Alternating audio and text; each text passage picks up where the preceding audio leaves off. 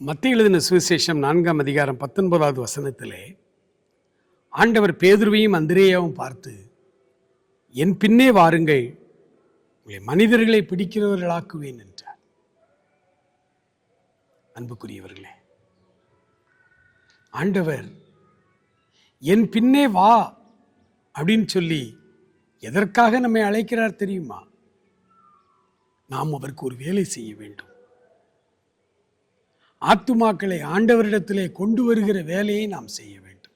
அதை நம்ம சரியாய் செய்ய வேண்டும். இந்திய கிறிஸ்தவ வரலாற்றில் நிறைய இடங்கள்ல ஆண்டவர் சொன்ன வார்த்தையின்படி நம்ம சரியா செயல்படாததுனால இன்றைக்கு நம்மை கேவலமான வார்த்தைகளால் மதம் மாற்றுகிறார்கள். எவ்வளவு ஒரு வேதத்துக்கே புறம்பான வார்த்தை அது.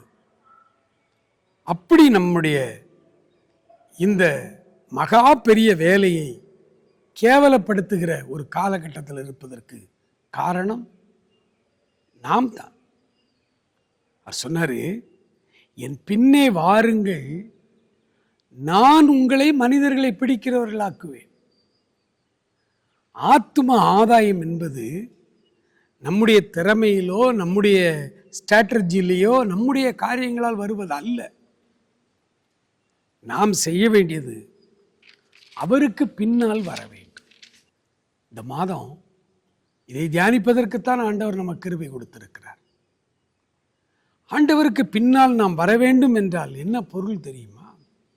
அவரே சொன்னார், என் பின்னே வா அப்படின்னு சொல்லிட்டார். அதன் பிறகு இதே மத்தேயுல, மார்க்ல, லூக்கால அவர் சொல்றாரு, ஒருவன் என்னை பின்பற்றி வர விரும்பினால் என் பின்னே வாருங்கள். அப்படி என் பின்னே நீங்கள் வருவதற்கு சம்மதித்து நீங்கள் வருவீர்களானால் நீங்கள் செய்ய வேண்டிய காரியம் என்ன தெரியுமா? உங்களை நீங்கள் வெறுக்க வேண்டும். Self denial. அப்புறம் கிராஸ் பேரிங். உங்களை முற்றிலுமாக நீங்கள் வெறுத்து சிலுவையை எடுத்துக்கொண்டு என்னை பின்பற்றி வா அப்படின்னு சொன்னார். ஆண்டவருக்கு பின்னால் வாருங்கள். அவர் உங்களை ஆசீர்வதிப்பார், உங்களை கோடீஸ்வரனாய் மாற்றுவார் என்றால் லட்சக்கணக்கான மக்கள் அவர் பின்னால் வருவதற்கு ஆயத்தமாக இருக்கிறாங்க.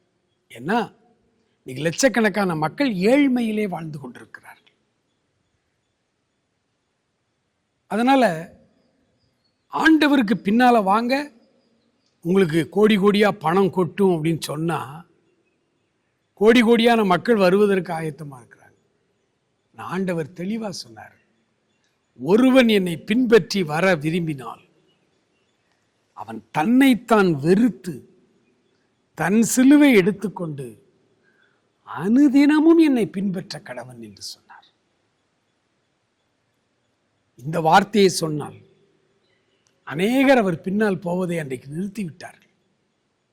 12 சீஷர்களை தம்மோடு வைத்திருந்தார்.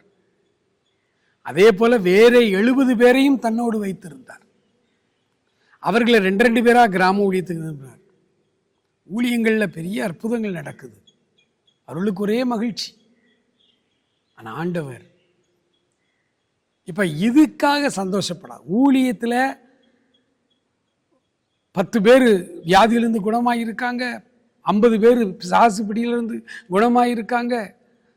இதில் நீங்கள் சந்தோஷப்படாதீங்க.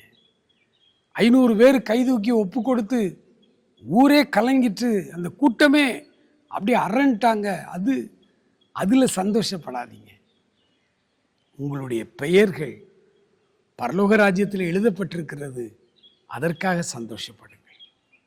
ஆண்டவர் தன்னை பின்பற்றி வர விரும்புகிறவர்களை மிக தெளிவாய் நேர்த்தியாய் நடத்துகிறதை பார்க்கிறோம்.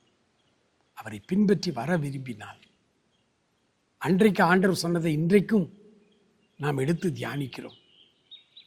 முதலாவது, தன்னைத்தான் வெறுத்து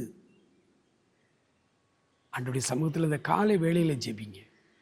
ஆண்டவரே, என்னை வெறுக்க எனக்கு உதவி செய். என்னை வெறுக்க, என்னுடையவைகளை வெறுக்க எனக்கு உதவி செய். அப்படி நீங்கள் ஜெபம் பண்ண ஆரம்பியுங்கள். ஆண்டவர் உங்கள் ஒவ்வொரு அசைவையும் கூட அவர் ஆசீர்வதிப்பார். நீங்கள் ஆசீர்வாதமாக இருப்பீர்கள். God bless you.